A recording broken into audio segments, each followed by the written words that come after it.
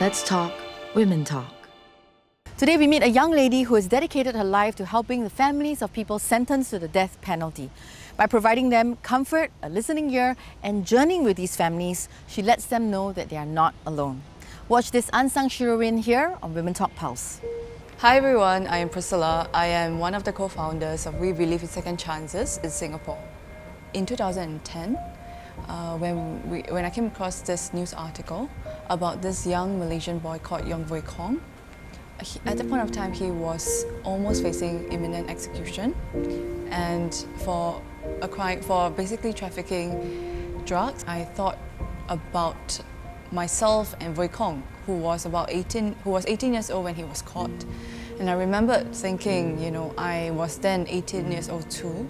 I remember just thinking about how differently perhaps Wei Kong's life could have been if he had the kind of opportunities that I had. And I guess that's how we kind of organically started We Believe in Second Chances. We wanted to talk about how the death penalty not just affected Wei Kong himself, but also how it impacts the family members, to put a human touch and human face to this whole issue about the death penalty. First and foremost, we are a public advocacy. We also want to build a support community for family members who have their loved ones on death row and to support them in the process. In Singapore, the death penalty is most commonly applied for drug trafficking offences. The process is basically you would be arrested and then you would be charged and then you would go to court for a trial. And after that trial, the judge would decide whether or not he thinks you are guilty of the drug trafficking or murder offences and convicts you. So if he convicts you of the death sentence, the offender would have another opportunity to appeal this trial decision. After you have your death penalty affirmed on appeal, the person would have exhausted all judicial remedies, and then the offender would have the opportunity to write a petition to the President for a grant of clemency pardon. But in Singapore, an interesting fact is that we haven't had a clemency pardon for about almost 20 years already. After 3 months, they will get a letter from the Office of the President confirming that their pardon has been rejected. After they receive their confirmation of the date of execution, they would have less than a week to prepare. They will be notified on a Monday morning when they visit their loved ones in prison, and thereafter they would have extended prison visits from Tuesday to Thursday. So to them, they are in a rush. They don't know what is happening. They have to first of all console their loved one on death row. They have to come to grief with their own emotions as well. They have to prepare for the funeral and make arrangements. And at the same time, the prison would also ask the families to bring civilian clothes because they arrange what they call a last photo shoot for the death row inmate. The Thursday afternoon will be the last time that they see their loved ones alive. And thereafter, on Friday morning at 6 a.m., their loved one would be executed, and then they would collect the body and proceed with the funeral arrangement that they have made. I think we tend to forget that when the state kills, the family themselves become victims in the process. They are forced to go through a process which they didn't subject themselves to, and they're pretty much left by themselves to learn how to grapple with all these issues. I told Priscilla also my time, when he got the death sentence, we got the death sentence. My children got the death sentence. No one came to us to ask us, we know that your husband is inside for death sentence. Do you need help? No one. I think a lot about the inhumanity that our institutions put them through. I think about the victimization that they have to go through no fault of their own. Watching them in such an emotional state and knowing them as personal friends as well makes it very emotional for all of us in the team. But the only thing that we can do is to be there and to give them a shoulder to cry on. And in that sense, we also feel very frustrated by that.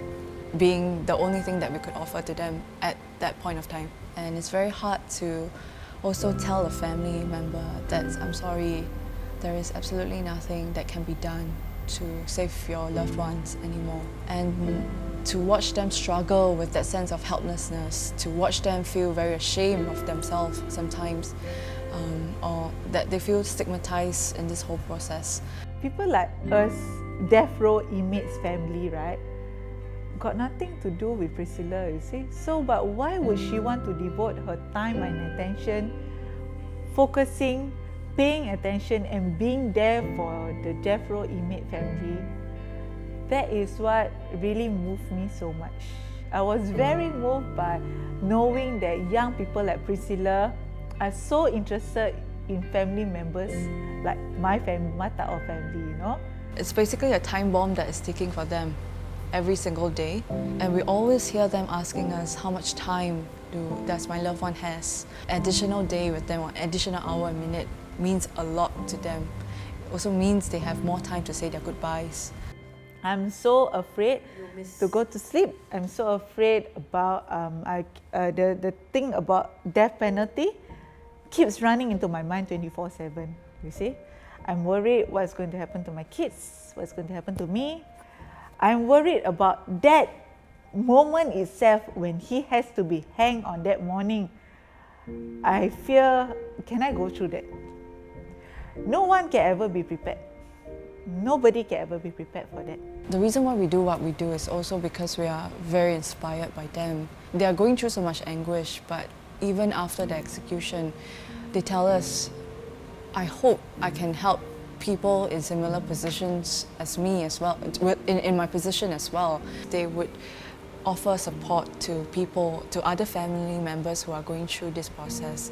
They attend the funerals of those who have their loved one executed to show support for them, and that's how they try to help in their own little ways. It's a very hard time because whenever I heard, someone is going for that sentence, I feel for them, I feel for the family. Lucky we have this foundation like Second Chance. Priscilla and Damien came and give us a moral support. Yeah, they actually, they're very nice. I feel they've been helping too much all the way. Then they don't get enough sleep. They don't even eat, just like us, we can't even eat. They also said, no, it's okay, auntie, I don't want anything. I just want to make sure you all are okay, and then I will go home. Their good deeds, only God can repay back. Without them, until today, I don't know who I'm going to talk to.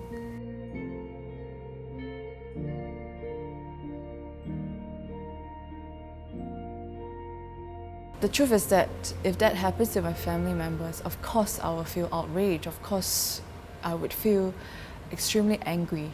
But that doesn't mean that the state should act on my desires for vengeance.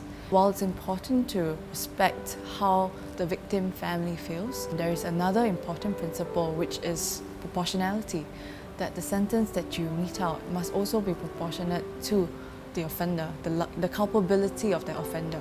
It's very simplistic to say that that capital punishment solves all the issues that these victims and their family face. It's not always the case that they are able to come to a closure once the perpetrator is executed. And that is something that we should take into consideration when we talk about how best we can support the victims as well as their family members. I guess the law must always be tempered with mercy and with humanity. When we are talking about such an extreme punishment, I think we are obliged to make sure that there are sufficient and rigorous empirical studies, data or statistics and reports done researching about the deterrence effect of the death penalty. What kind of information I would like to see would be empirical studies on whether the death penalty deters. It cannot be that we impose such a serious punishment based on the belief that it works. There is a risk that we might execute a potentially innocent person. So no criminal justice system in the world is ever error-free.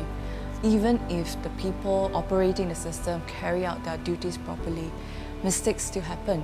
It's important that we think hard about why people commit the kind of offences that they do. Are they the people who fall through the gaps of our social systems? And perhaps this is something that we need to consider a lot more, rather than simply looking at them as mere criminals. Maybe they are also, in some ways, a victim of a system. I would like the public to know that every human being deserves to live, alright?